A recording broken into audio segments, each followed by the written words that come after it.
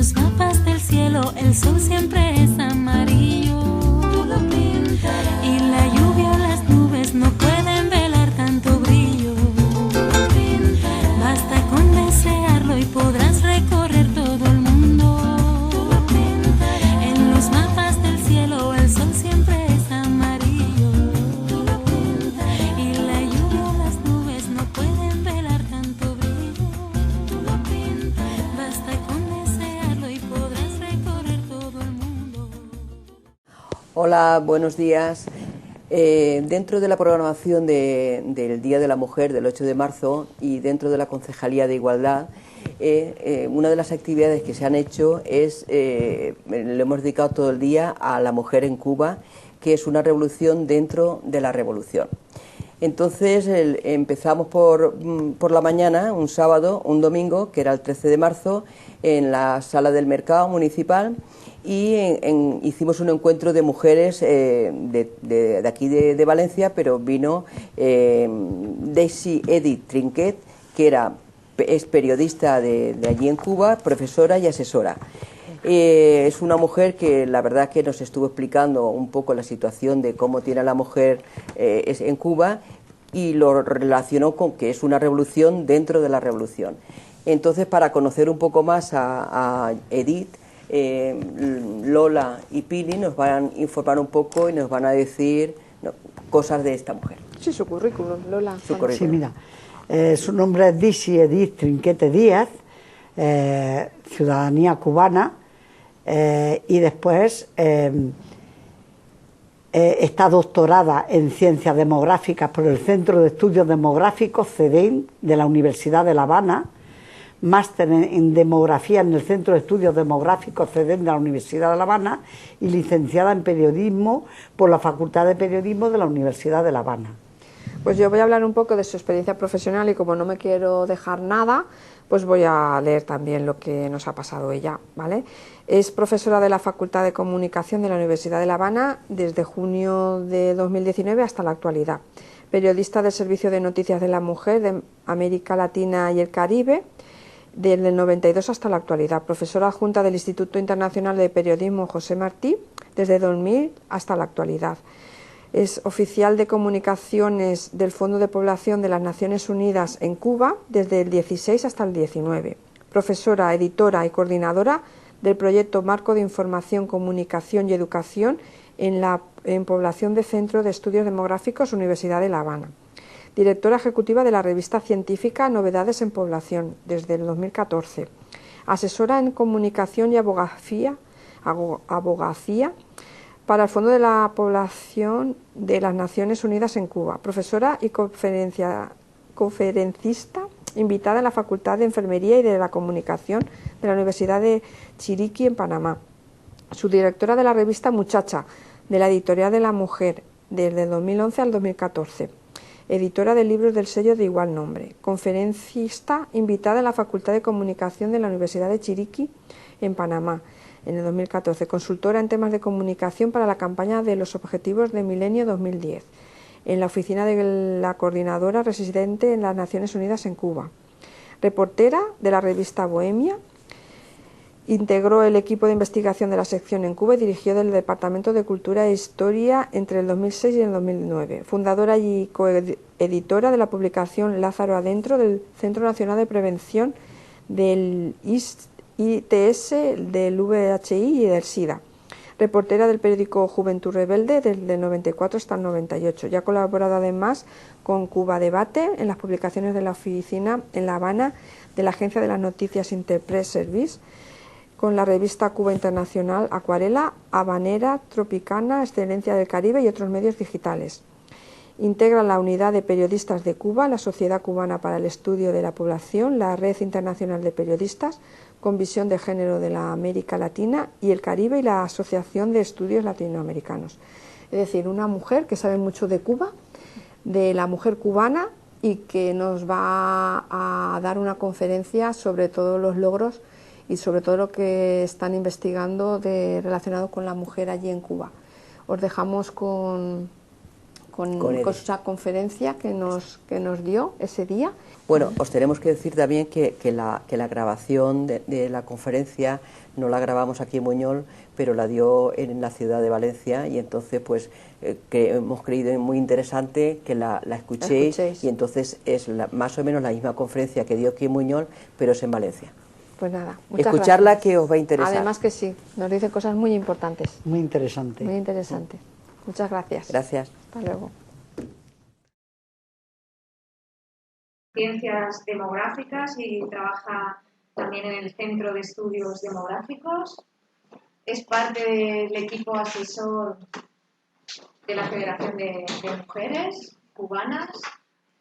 Como periodista ha colaborado y colabora en revistas como Bohemia, Mujeres, en periódicos como Juventud Rebelde. Podemos encontrar también artículos en Cuba Debate, de Dixie. Y hoy está con nosotras para compartir pues esa experiencia cubana y los retos que tiene ahora la mujer en Cuba. Seguro que todos nosotros pues estamos con Cuba, venimos, ¿no?, de la solidaridad y tenemos noticias de allí. Ahora mismo están en un proceso de debate con el Código de las Familias, ¿no?, que es un marco normativo general, más o menos, que después saldrán leyes que irán terminando de perfilar, ¿no? Este código toca muchísimos temas, ¿no? Desde el matrimonio igualitario, pero también hasta la corresponsabilidad en la educación de los niños y de las niñas, pero también del cuidado hacia las personas mayores. Es un marco normativo que va a suponer muchos cambios, ¿no?, y reconocimientos a la mujer. Y bueno, Dixie nos terminará de perfilar cómo esta norma, cómo este código va a repercutir y cómo ha sido el camino, ¿no?, que ha ido llevando para hacerse palpable, ¿no? Y los retos que tienen para llevarlo a cabo. Y bueno, te dejo, Dixie, que... Bueno, buenas tardes, muchísimas gracias por estar aquí. Para nosotros en Cuba, que hemos sido un país de vocación solidaria, la solidaridad es muy importante. Importante tenerla y tenerlos a todos ustedes aquí, pues nos da mucho aliento.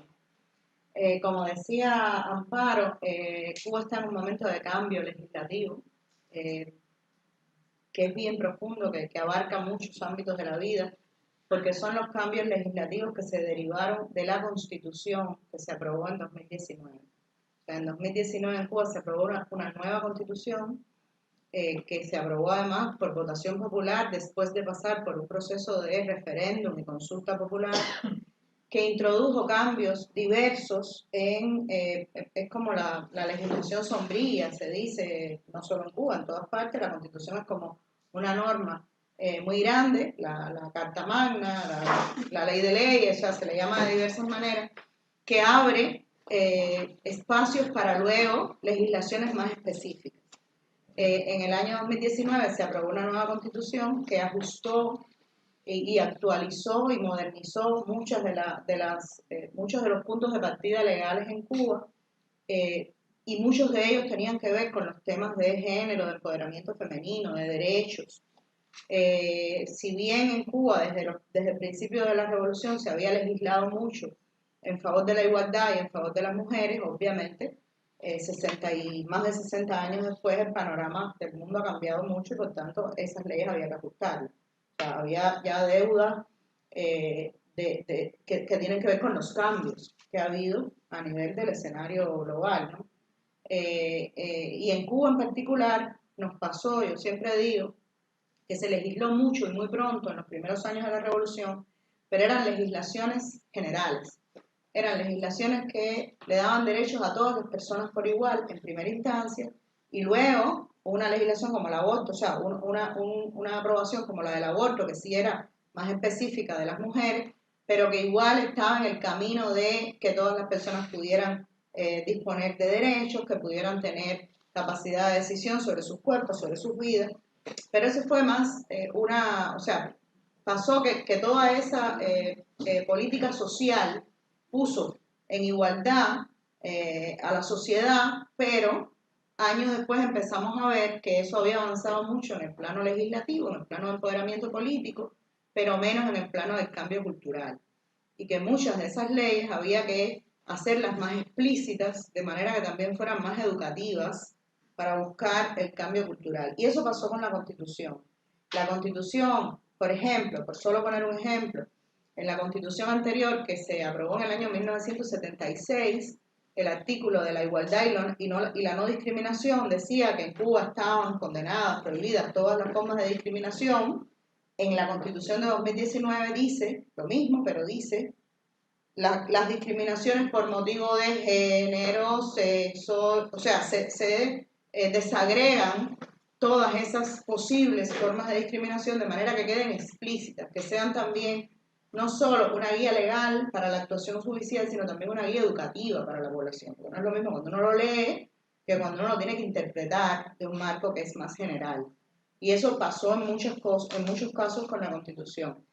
La Constitución incorpora también en más de 4 de sus artículos miradas específicas a la violencia de género, que es una novedad. O sea, se hablaba en Cuba de la condena a cualquier forma de violencia, pero no se hacía un aterrizaje específico a la violencia de género. La Constitución lo hace. Y la Constitución tuvo el artículo más debatido, que es el que da lugar a este proceso de debate que estamos viviendo hoy, que es el artículo que estaba hablando de las formas de formar la familia, y valga la redundancia. Y la propuesta inicial era: la familia es la unión entre dos personas sin importar su sexo, su orientación sexual, su género. Y ese artículo fue muy debatido a nivel popular, tuvo mucho disenso popular, o sea, no hubo consenso en torno a la aprobación del artículo, y finalmente, en la última versión de la Constitución, que fue la que se aprobó, quedó como el matrimonio es la unión entre dos personas. O sea, no se retrocedió a la propuesta de 1976, que decía que el matrimonio es la unión entre un hombre y una mujer, pero tampoco llegó a incorporar toda la diversidad esta de maneras de formar familia que estaba en la propuesta original de la Constitución. Y cuando se aprobó, entonces se decidió en el Parlamento que ese artículo que daba, o sea, que la especificidad de ese artículo que daba a la implementación del Código de las Familias, y, por supuesto, como había sido tan debatido, pues el Código de las Familias se aprobó que fuera a aprobación popular y referéndum, o sea, consulta popular y referéndum. No es la primera vez. El Código de las Familias, que se aprobó años antes, también en los 70, también fue a referéndum. En ese caso, por temas de educación de la sexualidad. Y se aprobó, o sea, es un código que se aprobó, pero que ya está desfasado con el tiempo.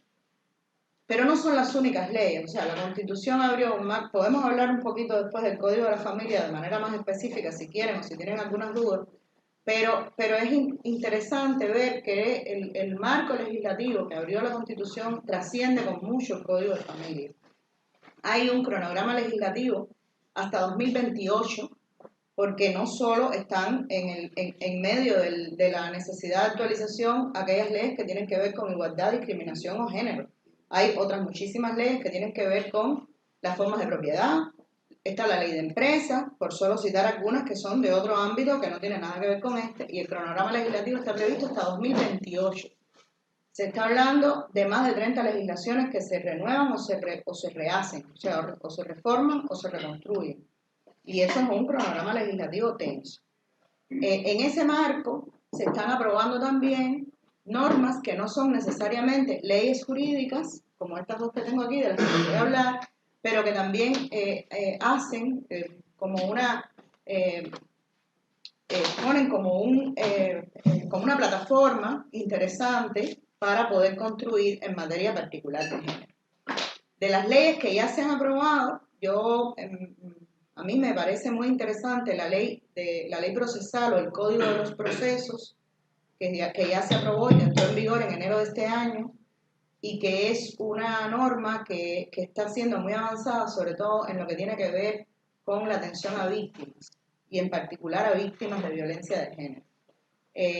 Una característica que tiene este cronograma legislativo es que se está tratando, sí.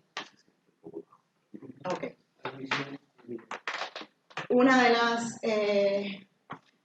de los principios que está siguiendo este cronograma legislativo, que es interesante, es que se está tratando de tirar líneas transversales de género en casi todas las leyes que se están aprobando, sobre todo en aquellas que más tienen que ver con los temas que nos atañen. En el Código de los Procesos se hizo, o sea, se logró, y es un código que está hablando del acompañamiento a las víctimas, está incorporando una figura de un abogado, una suerte de abogado garante que pueda acompañar a las víctimas de violencia en todo el proceso para que no para que no sufran revictimización secundaria durante el proceso legal. Se está cambiando, se está diciendo que la investigación de la violencia de género es de oficio, o sea, a la vez que la violencia se constituye en un acto público, la investigación es de oficio, y eso es interesante para Cuba, porque no hay que esperar a que haya una denuncia efectiva, y sobre todo porque a la vez que hay una denuncia y luego pasaba mucho que hoy se hacía la denuncia, mañana la retiraban. Bueno, eso, a la vez que hay una denuncia, hay una investigación de oficio que hacer, que luego, por supuesto, tendrá un curso legal, pero al menos la orden de investigación de oficio está. En ese Código de los Procesos también se está mirando mucho lo que tiene que ver con órdenes cautelares, con medidas cautelares para las personas que son victimarios o victimarias, en este caso, en casos de violencia infantil, sobre todo. En fin, es un código interesante que ya está aprobado, ya está operando, y que además está libre en internet, lo pueden buscar, lo pueden consultar. La página en Cuba donde se publican estas regulaciones es la Gaceta Oficial de la República de Cuba, que tiene ese encabezamiento que está ahí arriba, y está en internet, y ahí están todas las que se van, o sea, en Cuba la ley dice que la norma entra en vigor cuando se publica en la Gaceta. O sea, en el momento en que se publica en la Gaceta, entra en vigor. Por tanto, ahí están todas, absolutamente todas. Incluso aquellas que no son leyes como esta, de la que les voy a hablar, que es una norma de otra naturaleza, pero que también tiene cumplimiento obligado por los organismos del Estado. Esa es como la ley de las que ya están aprobadas, como la que más cambios introduce con relación a los temas de género y en particular de violencia de género. En el año 2021, en los primeros meses, se aprobó el programa para el adelanto de las mujeres, que tiene además asociado un plan de acción, acá está, que sustituye lo que para nosotros era el gran programa de empoderamiento, que era el plan de acción de seguimiento a los acuerdos de Beijing, de la Conferencia Internacional de la Mujer de Beijing, y que incorpora, o sea, tiene 6 áreas de trabajo, 6 áreas de atención priorizada, que son además las que van a marcar también a la vez otras normas y legislaciones que se van a desprender de aquí, que ya empezaron a desprenderse de aquí. Hay un área de empoderamiento económico de las mujeres, hay un área que tiene que ver directamente con los medios de comunicación y todo lo que sabemos que ello trae en consecuencia. Hay un área de educación, prevención y trabajo social, que es el área donde se inserta la atención específica a la violencia de género. Hay un área de acceso a la toma de decisiones o empoderamiento político. Hay un área de legislación y derechos, porque obviamente el cambio legislativo no puede quedar aquí, hay que ir mirando otra modificación legislativa, y que tiene que ver con el marco normativo, con los sistemas de protección múltiples. Hoy, por ejemplo, se está construyendo en paralelo un sistema integral de cuidados, que tiene que ver con otra área que es bien compleja para nosotros y creo también que para ustedes, por lo que estaba intercambiando en estos días. Tiene un área de salud sexual y reproductiva, que es la que va a estar velando porque, por ejemplo, derechos como el aborto se mantengan ahí, pero también la anticoncepción, pero también una mirada particular, por ejemplo, al embarazo adolescente, que en Cuba tiene sus características particulares. Y hay un área de estadísticas e investigación, porque todo esto no se puede hacer si no tenemos datos. Si no tenemos datos, y no solo datos desagregados por sexo, sino indicadores complejos de género, indicadores construidos. Yo siempre pongo un ejemplo que para mí es de los más interesantes, como que puede ser el aporte del trabajo no remunerado al PIB nacional, que es un dato que nos puede ayudar muchísimo a visibilizar esos cuidados que muchas veces se quedan al interior de las casas y no se ven. Y de este plan se derivó este otro documento, que es la Estrategia Integral de Prevención y Atención a la Violencia de Género y a toda la violencia que ocurre en el escenario familiar. Estos dos documentos se aprueban por decisión de gobierno, o sea, en este caso lo firma el presidente de la República y en este caso lo firma el primer ministro, su aprobación, porque es a la cartera de gobierno que le toca velar por la implementación del plan. Este es un programa más grande, más sombrilla, por tanto, le toca directamente al presidente velar por su cumplimiento. En este caso es del primer ministro la responsabilidad de velar por ese cumplimiento. Lo interesante de esta estrategia es que es una estrategia integral, o sea, abarca a todos los organismos e instituciones y organizaciones que operan hoy en Cuba. Estoy hablando de ministerios, de todos los ministerios, estoy hablando de organizaciones de masa y estoy hablando de otras instituciones que tienen carácter nacional, como puede ser el Instituto de la Vivienda, el Instituto de Estadísticas y otros de esa naturaleza, o sea, de ese rango, que no son ministerios, pero que también están operando con una responsabilidad nacional en el país. Y además obliga, o sea, es vinculante porque obliga a todas estas instituciones, organizaciones y ministerios a gestionar, o sea, elaborar y gestionar protocolos de atención a la violencia de género y a la violencia intrafamiliar. Protocolos además con indicadores que puedan ser medibles, que no se quede a la aplicación en abstracto de una reglamentación, sino que puedan tener indicadores de medición. Lo que está pasando ahora mismo en el país es que los ministerios y las instituciones están construyendo sus protocolos. Quiere decir, por ejemplo, que los ministerios de educación están construyendo protocolos que tienen que abarcar qué hacer ante casos de bullying, qué hacer ante casos de abuso sexual, por ejemplo, por parte de profesores, qué hacer ante casos en las universidades, sobre todo de acoso, de diversas maneras que operan. Nosotros teníamos, o sea, aunque la legislación penal en Cuba está ahora perfeccionándose también en temas que atañen a la violencia de género, en Cuba había artículos que podían, en el Código Penal, digo, que sancionaban la violencia, y había agravantes por si eres pareja o expareja, había agravantes, en fin.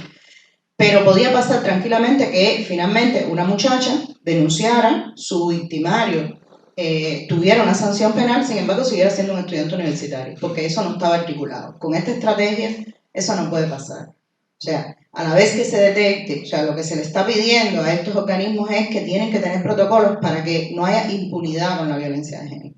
Y no nos va a pasar, no nos debería pasar, ustedes saben que la implementación es como el segundo paso, pero no nos debería pasar que luego un acosador universitario, un joven que está acosando a una muchacha, tenga una sanción penal y no tenga una sanción administrativa, mucho menos en un país como Cuba, donde la educación es gratuita, donde esa persona no está pagando sus estudios. Por tanto, ahí hay una responsabilidad estatal también que está reconocida aquí y que va a estar reconocida. Y eso es para mí lo más interesante de esta norma, que no es una ley.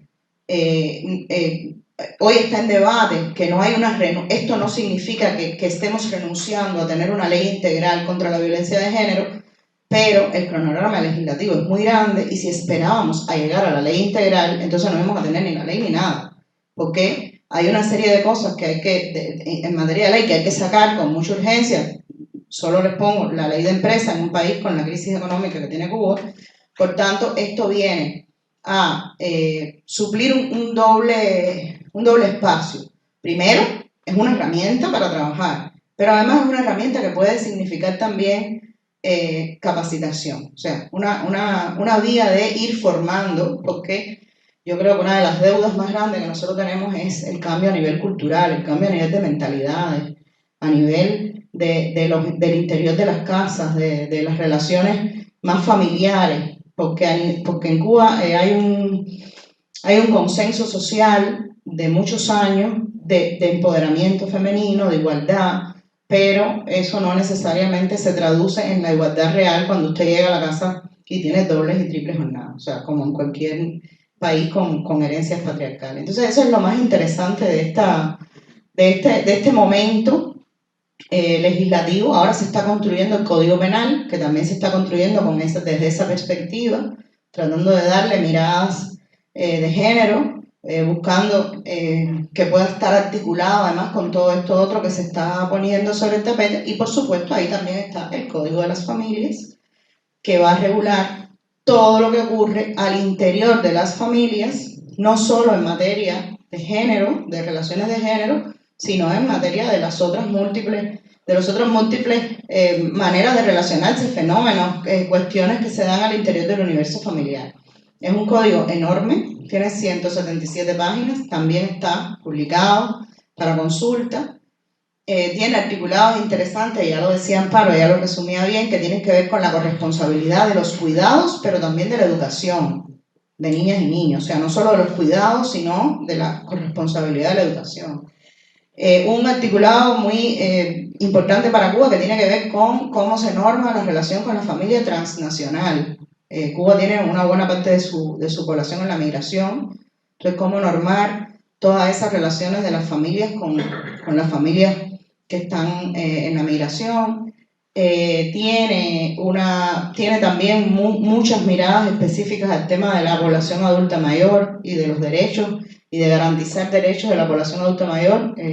Cuba es un país que cerró 2021 con 23,8 de envejecimiento, o sea, el 23,8% de personas mayores de 60 años, es un país bien envejecido, la población no está creciendo. El único grupo de población que está creciendo es ese justamente, el grupo de los mayores de 60 años, por tanto ahí hay un reto legislativo que había que mirar desde aquí. Tiene artículos que son directamente de derecho, como por ejemplo una propuesta para que las parejas puedan decidir el orden de los apellidos de niñas y niños, que sea una decisión de las parejas y no sea regulado centralmente. Y están los artículos más polémicos, que son el artículo del matrimonio igualitario, que está recuperando lo que no se pudo explicitar de esa manera, ya les contaba, en la Constitución. También el artículo en el que se está proponiendo el cambio del concepto de patria potestad por el concepto de responsabilidad parental, que lo que está haciendo es tratar de mirar la responsabilidad parental de manera horizontal y sobre todo a partir del reconocimiento del empoderamiento progresivo de niñas, niños y adolescentes. Y digo progresivo porque se están diciendo cosas totalmente desafortunadas sobre ese artículo. Se está diciendo que si un niño quiere tirarse de un 5º piso con 3 años, se puede tirar porque los padres no van a ser responsables. En fin, no va por ahí. Tiene que ver más con quitar de la legislación cubana ese concepto de patria potestad que viene del derecho romano, que habla mucho del poder del padre a nivel simbólico, y hablar más de responsabilidad compartida, empoderamiento progresivo a medida que las niñas y niños van creciendo. Efectivamente, se cambia la idea de que los padres son dueños de hijas e hijos por la idea de que son responsables de sus hijas e hijos, pero no dueños, y por tanto hay cosas que van a ser penadas, como por ejemplo, por poner el ejemplo más grave quizá, que un padre o madre obligue a su hija a prostituirse o que la obligue a casarse cuando está embarazada si no quiere casarse, o sea, ese tipo de cosas. Y otro artículo muy importante para nosotros es que se elimina la excepcionalidad de la edad para contraer matrimonio. O sea, en Cuba estaba establecido en el código anterior que el matrimonio se aprueba a partir de los 18 años, pero por excepción, con autorización de los padres, las niñas se podían casar a los 14 y los varones a los 16. Este código elimina esa excepcionalidad y pone todo el matrimonio a partir de los 18 años. Y eso también es muy importante en temas de protección, por todo lo que eso implica. Y ahí lo dejo. Creo que, no sé, Amparo, si crees que se me quedó algo de lo que has oído en estos días, o mejor que pregunten, ¿no? Sí. Si tenéis alguna pregunta, alguna duda, algún interés en saber cómo a lo mejor pues al... Yo tengo una pregunta. La cubana es del 19, si no me equivoco, la última. Entonces, les ha comentado que puede difícil encaje en matrimonio igualitario. ¿Por qué? Bueno, porque tenemos un ADN patriarcal que nos corre por las venas y es difícil. O sea, si bien Cuba ha ganado mucho en cuanto al reconocimiento de la igualdad de derechos para las mujeres, eso no ha sido así. En el caso, no ha ido a la misma velocidad en el caso de las poblaciones de diversa orientación sexual o identidad de género.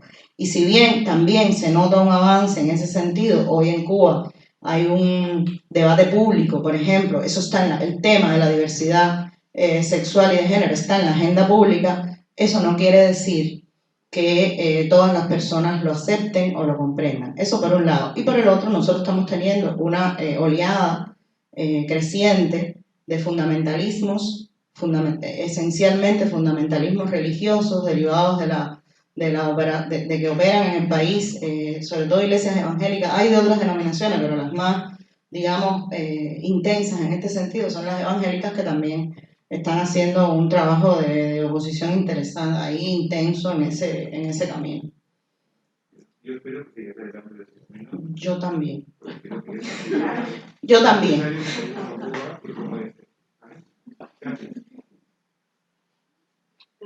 Bueno, un montón de gracias por estar aquí con nosotros explicándonos todos los avances que estáis haciendo y también que sois un ejemplo siempre y que pues está muy bien poder compartir también maneras de afrontar situaciones que compartimos de maneras distintas, pero que mola un montón que lo podamos compartir. Y yo te quería preguntar, en esa estrategia de transversalización de la igualdad de cambio legislativo, que esta mañana a lo mejor no nos ha tiempo a comentarlo, si hay alguna estrategia de educación, sobre todo para la gente más joven, ¿no? En toda esta, digamos, en esta lucha con el respeto hacia los derechos de las mujeres, población LGTBI, etcétera, pues qué estrategia educativa se están contemplando en ese cambio legislativo para la gente más joven. A ver, nosotros tenemos, bueno, nuestro sistema de educación, sobre todo de los grados, de lo que para nosotros es la enseñanza obligatoria, que es la enseñanza que llega hasta el 9º grado. En Cuba la enseñanza es gratuita y obligatoria hasta el 9º grado. En ese que para nosotros lo llamamos enseñanza general, o sea, en esa enseñanza general, en el año 2011 se aprobó una resolución ministerial del Ministerio de Salud, de Educación, para la educación sexual y de género en las escuelas.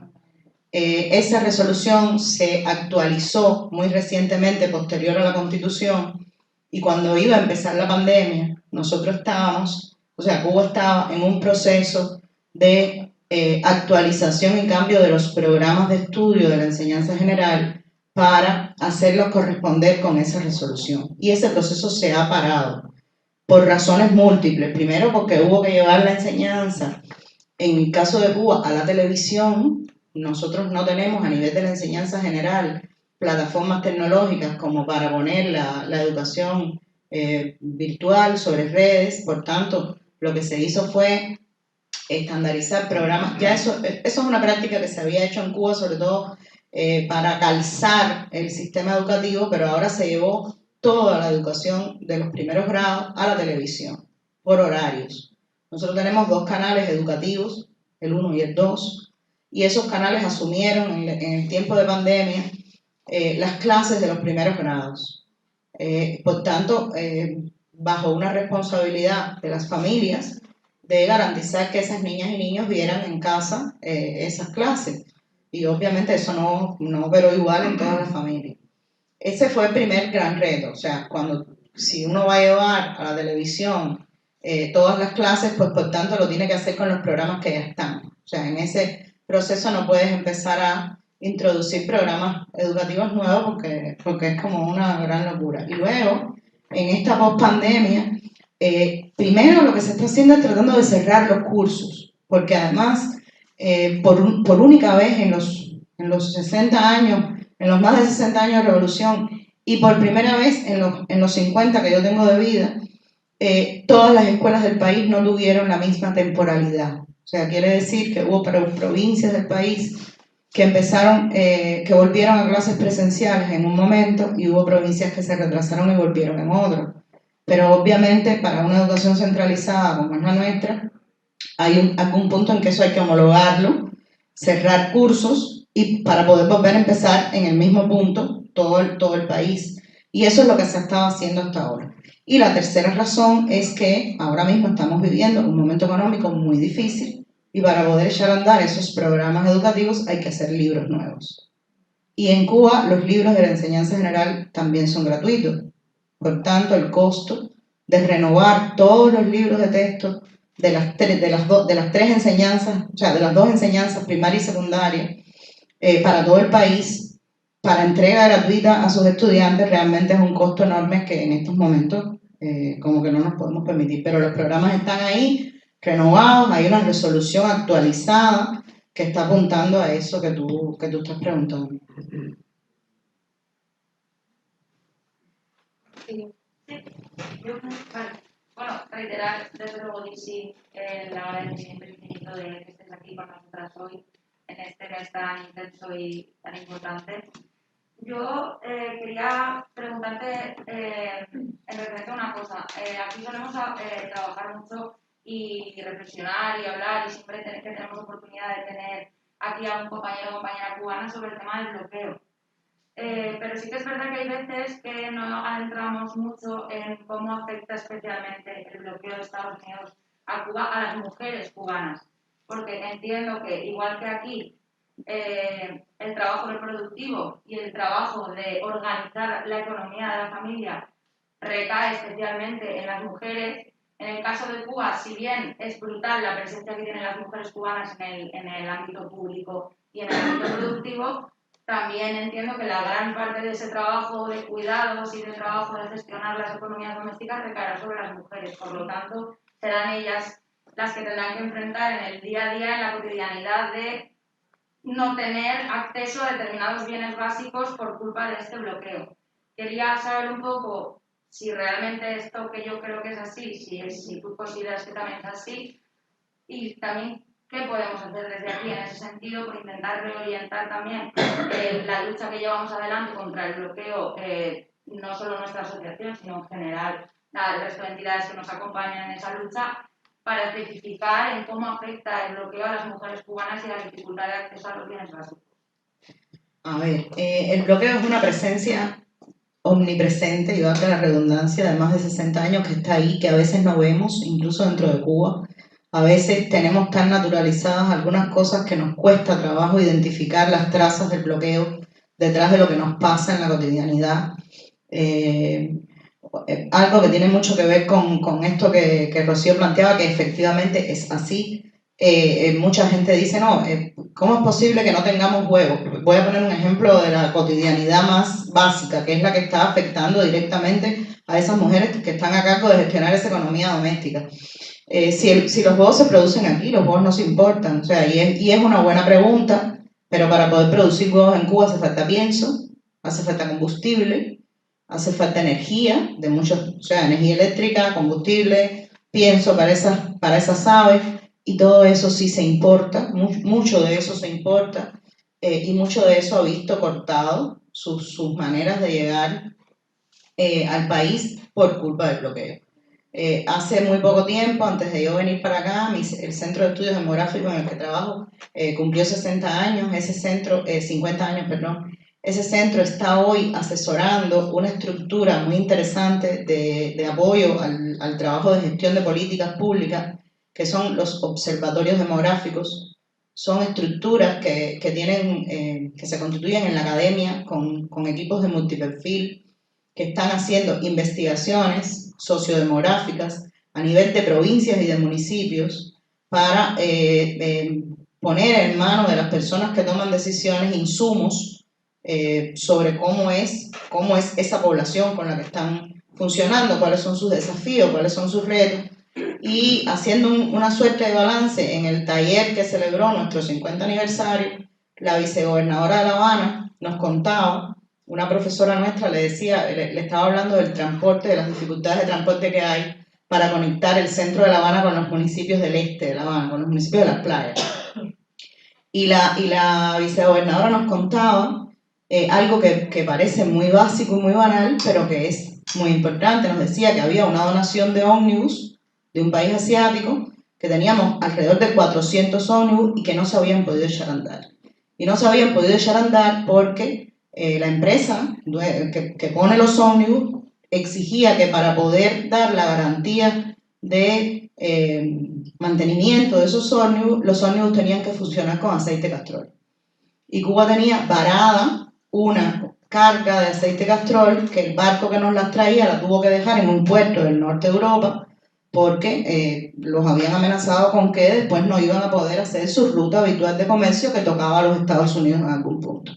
Y esa carga de aceite castrol se quedó en algún lugar y en Cuba hay 400 ómnibus que no le están dando servicio a la población porque no tenemos aceite castrol. Eso parece tan básico, tan elemental, pero es algo de lo que nos está tocando todos los días de muchas maneras. Esos ómnibus son los que trasladan a esta profesora, que es una mujer, madre y abuela de familia, que tiene que ir del centro de La Habana a Guanabo, que es una población de playa donde vive, todos los días, y se demora a veces más de 2 horas en ese trayecto. O sea, esa es una manera gráfica de ver esa afectación. Y así podemos poner muchos ejemplos. Yo al final les voy a presentar a 2 mujeres cubanas que han sido las caras públicas de la pandemia en Cuba, entre otras muchas, y que les van a contar también un poquito más acerca del tema del bloqueo. Y 2 cuñas muy pequeñas. Hola. No, yo quería comentarte, y explícame si voy equivocado, que la educación en Cuba es laica y pública, pero si no voy equivocado, en la iglesia tiene derecho a hacer catequesis a los niños. Entonces, claro, todo ese trabajo, a los niños cuando catequesis ya sabemos lo que es aquí, por lo menos, seguro que la iglesia de allí no varía mucho. Entonces, todo ese trabajo que se está haciendo de igualdad de género, pero es que la catequesis de la iglesia es el hombre y la mujer allí sumisa, volver al siglo XV. Entonces, eso es una condición que yo no la acabo de entender cuando explicaban que había catequesis en Cuba. Digo, pero por Dios, eso, entonces, ¿qué hacemos con eso? Porque la iglesia, el gen fascista lo tenemos aquí, pero el gen seguro que también. Y esa gente, como decía Che, al imperialismo dictativo aquí y a la iglesia tranquilo al menos. ¿Cómo pasa eso en una dictadura, coño?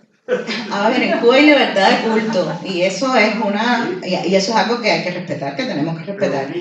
No todas las iglesias en Cuba son iguales, también vale decirlo. Igual que nosotros estamos abogando porque se hable de las mujeres y no de un solo tipo de mujer, que se hable de las juventudes y no de un solo tipo de jóvenes, que se hable de las familias, también hay que reconocer que hay que hablar de las iglesias en Cuba, porque hay un grupo de iglesias que están trabajando codo a codo ahí con esta propuesta también de inclusión y de igualdad y que nos están dando realmente un gran apoyo, y son por ejemplo las iglesias que tienen las relaciones con los pastores por la paz, que es algo que es una propuesta también que ha ayudado mucho a visibilizar y a romper el bloqueo desde muchos lugares. O sea, pero sí, en Cuba hay libertad religiosa y por tanto sí, hay catequesis y bueno, que lo hagan, que lo obliguen, que sea libre a partir de los 20 años. Que tenga uso de razón, un niño empiezas a comer del coco y todo lo que has ganado el niño sabe, oye, es que gracias a Dios, esto es como anécdota, me refiero que esa idea de Dios está calando. En Camagüey, en una escuela de música, presentando a los niños sus trabajos en audición, en un centro no era una iglesia, en un centro público. La profesora al acabar empezó a alabar a Dios, yo digo, bueno, ¿qué estamos? A ver dónde están los crucifijos, ¿que estamos en una iglesia o qué? Nadie se hablaba, bueno, gracias a Dios, y yo digo, bueno, y iba a decir en la revolución, ¿qué pinta aquí? Porque me refiero que oigo mucho el Dios ese, el católico, otro igual el pastor de la paz, otra vez, otro Dios es más tolerante, pero la iglesia católica es nociva y venenosa. ¿Qué sociedad tenemos en la escuela? En las iglesias. Y solo las poblaciones que van a las iglesias, que no es toda la población cubana. No, en las escuelas no, la escuela cubana es laica. ¿Alguna pregunta más? Mira, yo quería preguntarte, como tú asesoras a la Federación de Mujeres, la actividad de la Federación de Mujeres, todos sabemos el papel que tuvo en la revolución, pero ahora en este momento, por ejemplo, yo he ido varias veces, los CDRs los veo muy anquilosados y muy poco activos. Te pregunto, ¿la Federación cómo funciona, si la gente joven está participando, si hay otros movimientos de mujeres que intentan organizarse, no sé, si pueden organizarse al margen. Mira, la federación hoy, ahora mismo, si efectivamente pudiera parecer que durante unos años hubo como una suerte de impas ahí en el trabajo de las organizaciones de masa, sin embargo, quien está liderando hoy toda esta reforma legislativa de la que yo les cuento es la Federación de Mujeres Cubanas. O sea, yo soy parte de ese equipo asesor porque la Federación de Mujeres Cubanas lo convocó. Y ese equipo está asesorando la redacción de las leyes, está dando miradas de alerta para todo este cambio legislativo, y eso se está haciendo desde las estructuras de la Federación de Mujeres Cubanas, que es el mecanismo de empoderamiento de las mujeres en Cuba. Yo diría que hoy la Federación está liderando un proceso muy interesante. Todo este proceso está siendo liderado por la Federación de Mujeres.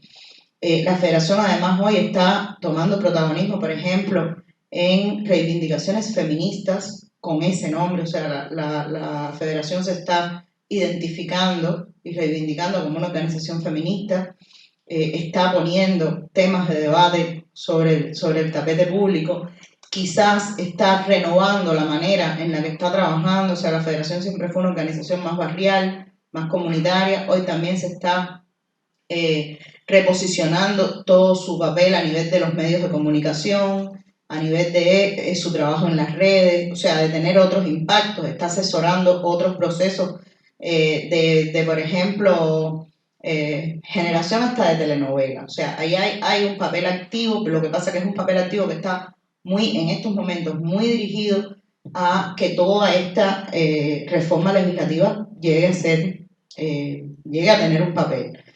Hay un reto de trabajo con los jóvenes, sin duda, ese es un desafío que tiene no solo la Federación de Mujeres Cubanas, creo que lo tenemos en general en Cuba, buscar nuevos lenguajes, nuevos caminos, buscar nuevas vías de comunicación con la gente más joven. Eso es un desafío para todo el país, para todas las instituciones del país. Y es un desafío además que nos estamos tomando muy en serio.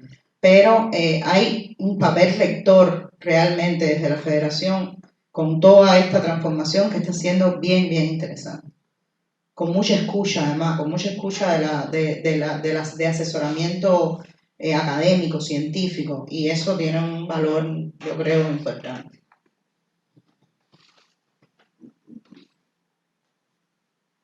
¿Alguna pregunta más?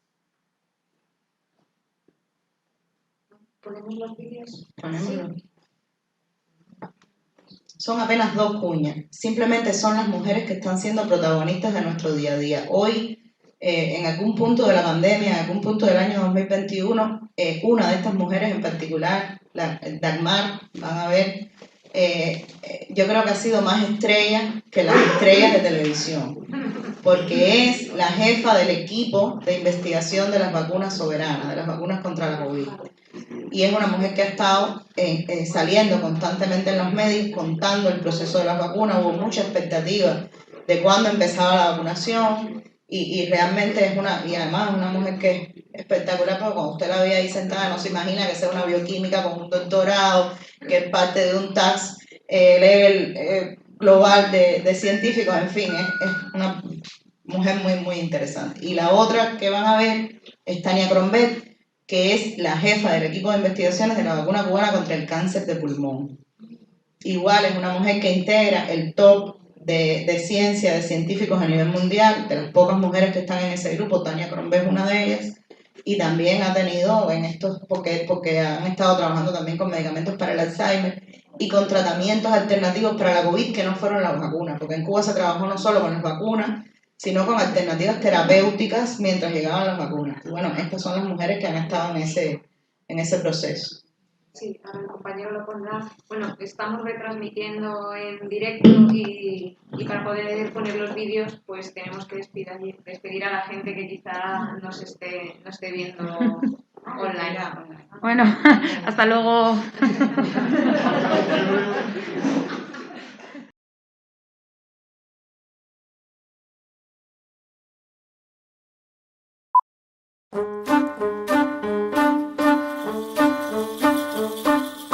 Yo he vivido la ausencia más honda, la verdad pendiente, la sonrisa ancha, la vida.